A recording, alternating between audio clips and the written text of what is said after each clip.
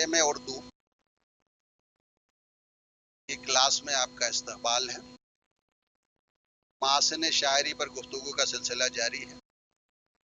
اسی سلسلہ گفتگو کو آگے بڑھاتے ہوئے آج مجھے مراعات النظیر کے اوپر بات کرنی ہے۔ مراعات النظیر کے کئی اور نام بھی ہیں۔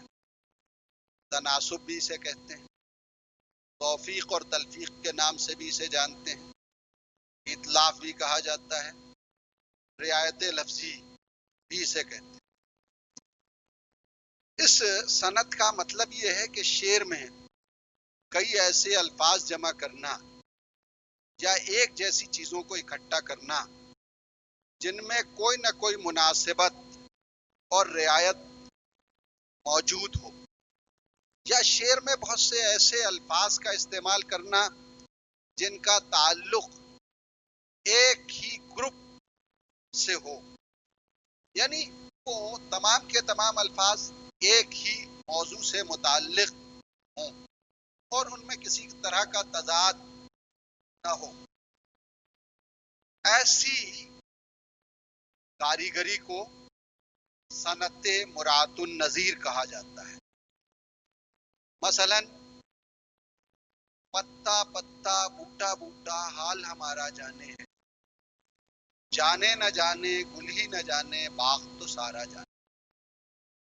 میر تقی میر کا بہت مشہور شعر ہے جس میں انہوں نے پتا، بوٹا، گل، باغ یہ سارے الفاظ ایک ہی گروپ کے استعمال کیے اور یہی مراعات النظیر ہے۔ یا دوسرا شعر، ہر شاخ میں ہے شگوفہ کاری، ثمر ہے قلم کا حمد باری۔ اس شعر میں بھی آپ دیکھیے شاخ، شگوفہ، ثمر، قلم، ان تمام الفاظ کے معنی میں ایک رعایت موجود ہے، اور جب تمام الفاظ میں ایک طرح کی رعایت موجود ہو تو ہم اس صنعت کو صنعت مراعات النظیر کہتے ہیں۔ مراعات النظیر کے بعد اب میں گفتگو کرتا ہوں سیاقت العادات۔ اس کے لغوی معنی ہیں عادات کی ترتیب۔ شاعری کی اصطلاح میں اس کا مطلب یہ ہے کہ ایک شعر میں یا کچھ اشعار میں، چند اشعار میں عادات کا ذکر کیا جائے، فیگرز بیان ہوں۔ اب وہ عادات یا فیگرز ترتیب کے اعتبار سے بیان ہوں یا بغیر کسی ترتیب کے بیان ہوں۔ مثال کے طور پر انیس کا بڑا مشہور شعر ہے کہ کشتے ہوں، بیت ہے ان کے ایک بند کی جو میں سنا رہا ہوں، کشتے ہوں ایک ضرب میں، دو ہوں کہ چار ہوں، ششدر تھے سب کہ موت سے کیوں کر دوچار ہوں۔ پہلے مصرے میں آپ نے ملاحظہ فرمایا ایک، دو اور چار کا عدد بیان ہوا ہے، جبکہ دوسرے مصرے میں دو، چھ، دو اور چار کا عدد بیان ہوا ہے۔ شش مانے چھ، ششدر ہوں سب کہ موت سے کیوں کر دو چار ہوں، دو اور چار کا عدد آیا ہے۔ یا دوسرا شعر، میں عشرت کی خواہش ساقیے گردوں سے کیا کیجیے، لیے بیٹھا ایک دو چار جام وازگوں وہ بھی۔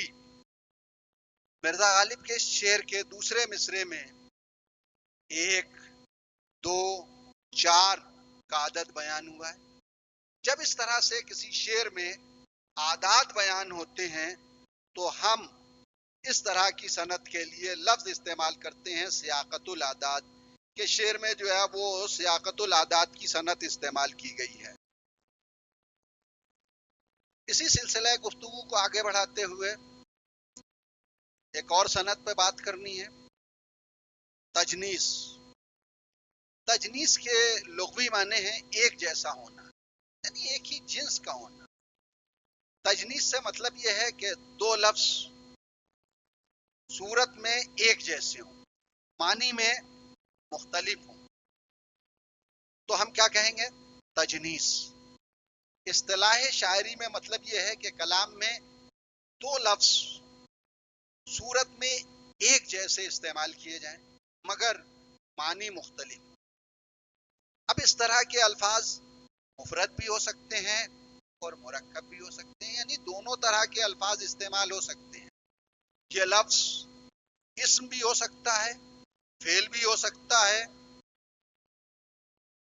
تلفظ میں یکساں بھی ہو سکتا ہے اور مختلف بھی ہو سکتا ہے۔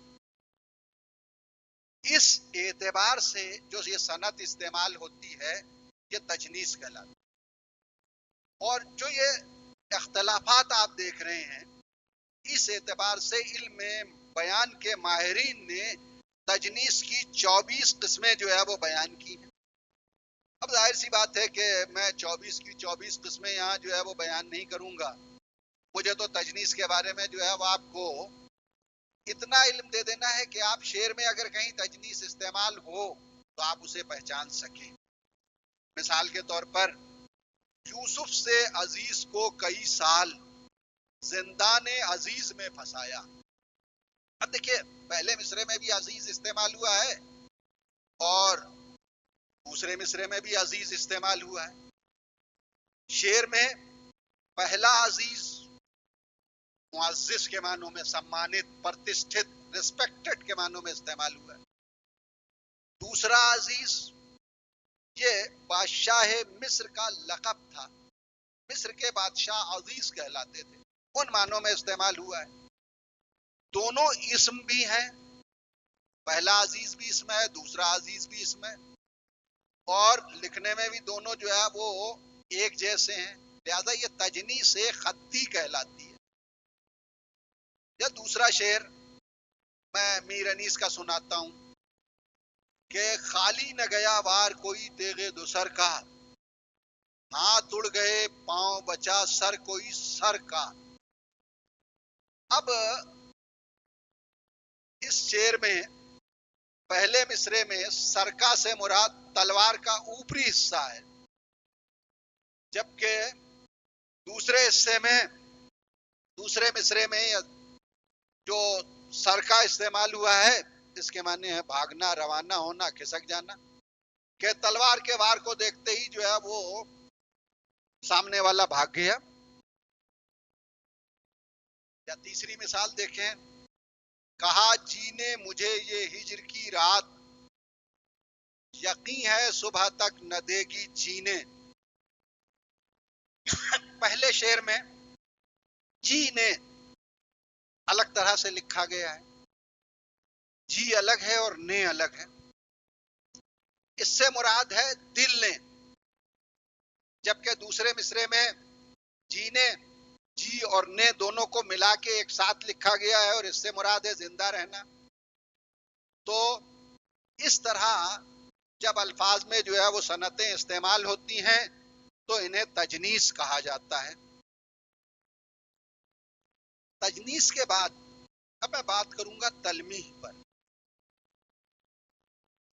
یہ صنعت بھی شاعری میں بہت استعمال ہوئی۔ اگر آپ پوری اردو شاعری کا مطالعہ کریں تو آپ یہ دیکھیں گے کہ مبالغہ اور تلمیح یہ دونوں ایسی صنعتیں ہیں جو تقریباً ہر دوسرے تیسرے شعر میں جو ہے وہ مل جاتی ہیں۔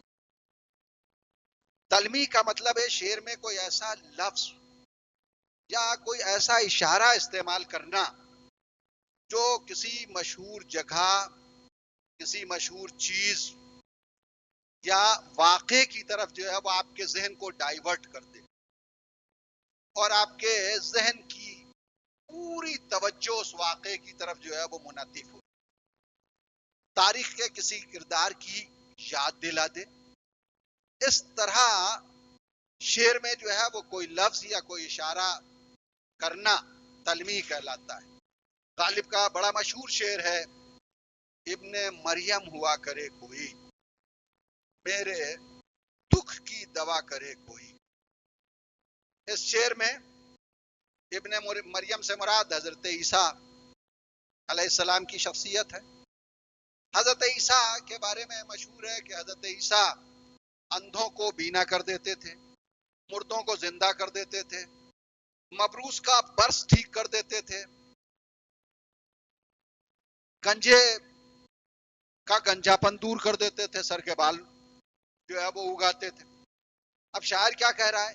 ابن مریم ہوا کرے کوئی، کہتا ہوں گے حضرت عیسیٰ جن کے پاس جو ہے وہ معجزے ہیں، جن کے پاس یہ صفات ہیں، وہ بیماروں کو صحیح کر دیتے ہیں، ایسی بیماریوں کا علاج کرنا جانتے ہیں جو لا علاج ہیں، موت کو زندگی میں تبدیل کرنا جانتے ہیں، لیکن میں تو انہیں اس وقت مانوں گا جب وہ میری بیماری کا علاج کریں۔